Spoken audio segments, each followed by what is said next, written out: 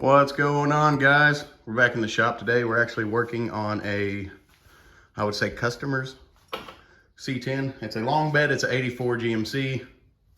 So I guess it'd be a Sierra. But what we're doing, we're going to pull the front clip. I've already got the hood off, started pulling the fenders. They need replaced anyways. Both of them are beat in. But this one's going to be cut up into a short bed. It'll have QA1 full coilover suspension, a 6.2 6L90 out of a Camaro. It'll be a pretty sweet ride when it's done. But it's actually my boss's wife's pickup. She inherited it from her grandma whenever she passed away. So we're gonna get it back on the road for them. But right now I'm just working on getting everything out. So I gotta pull the motor, trans, drive shaft, get it as a roller basically. Then we're gonna load it up, take it to my buddy's shop. We're gonna cut the frame down to short bed specs, and then we will end up cutting the bed sides down, or he will. I'm not touching them, but should be a pretty nice pickup once it's done. It'll probably be painted, body worked. It's actually pretty clean. Dash says 1,111. Pedal pad kind of confirms it probably only has about 100,000. It's got quite a bit of a pad left. You can see where it's worn just a little bit. But other than that, should be a pretty sweet truck when we're done. It's actually, bed don't look like it ever hauled anything, except for right at the rear. But other than that, I mean, it's a pretty clean pickup. It's got decent patina if they wanted to keep it, but with the fenders being beat in from hitting a dumpster, apparently, whenever my buddy's wife was little, she popped it into gear and hit a dumpster, So we're just working on getting the motor and trans out. Should be a pretty sweet build. He's already got the motor. We're gonna put a cam in it, do a DOD VVT delete, so we don't have to worry about none of that. We actually picked up a 5.3 for a future project. I started tearing it down yesterday. It's pretty clean. Not a whole lot of gunk or anything. Cam looks good. You can see that cam looks pretty good. A little bit of dirt I gotta vacuum out. But other than that, it's a pretty clean junkyard motor. It came out of a Suburban. I was able to start it up at the pick apart, 160,000 miles, held good oil pressure. We'll still go back inside, place a timing chain, and oil pump and all that good stuff. Maybe redo a video so everybody quits yelling at me for not shimming the oil pump. But that's what we're doing today.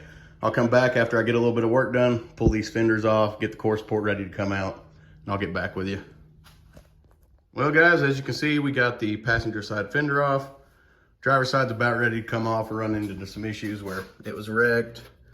These bolts are smashed down in there, so I'm gonna have to get the bumper off and then probably take a sledgehammer, try to bend that fender out just a hair to get the rest of the bolts out.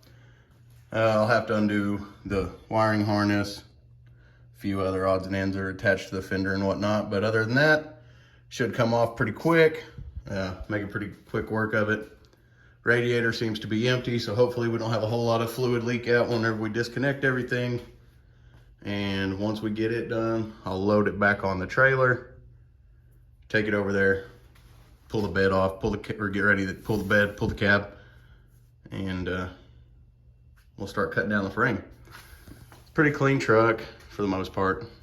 Weird ass mirrors though, never seen those style. But I'm gonna get back to it.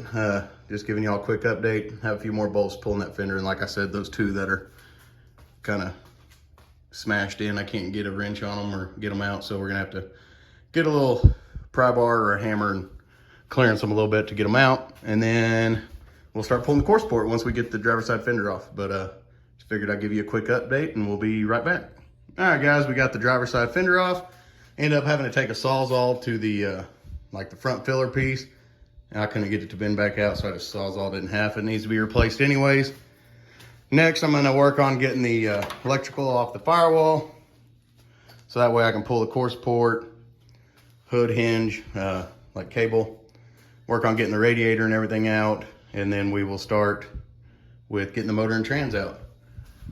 This will make it a lot easier to pull. I mean, the front fenders and everything have to be replaced. Core support even needs replaced from the wreck. It's pretty bent up, so that's what we got going on. It's actually not too bad. It's pretty clean, besides all the dirt and stuff, but it'll basically be a frame off, so it'll have all new bolts. I'm not worried about really keeping track of all of them. I'll throw them in a box. Not too worried about where they go. But other than that, things are moving right along. We're just gonna start pulling shit off the firewall, get the AC unhooked, radiator, core support, get all that off, and then we'll work on motor mount bolts, trans bolts, and we'll just pull it all at once so I don't have to wrestle it around too much. And then we will back a trailer in here, load it up, and haul this junk away. It's got a rod knock.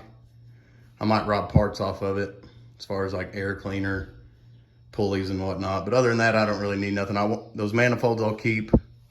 But other than that, that's what we got going on. We're about to work on the core support. Once we get it pulled, I'll come back and show you what else we got going on. But I'll start pulling stuff off the firewall, motor, radiator, core support, and we'll get this motor pulled.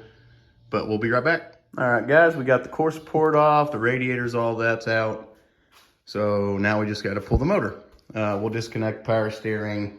Trans lines are already disconnected. I'll just pull motor and trans together. Try to minimize all the spillage. I just got a bunch of stuff I have to unhook. Brake booster lines, all that good stuff. Not really worried about saving anything. It'll be getting vintage air, so the AC box is coming off. It'll have Willwood front and rear disc brakes. So the whole master cylinder will be replaced. New exhaust, everything. So I'm not too worried about keeping anything. We'll have new A-arms, everything like that. So it'll be pretty quick. Just kind of cut and go. Not too worried about saving nothing, like I said, and should have it out in the next hour or so. Just got to get underneath, unbolt the trans, unbolt the motor, pull a few lines, hoses, we'll be good to go. But right now, I'm about to get to it, and we'll have this motor out in a jiff. All right, guys, it's the next day now, and I finally wrestled this thing out of there by myself. Kept having issues, but finally got it. So we got it loaded back up on the trailer. I still got to strap it down.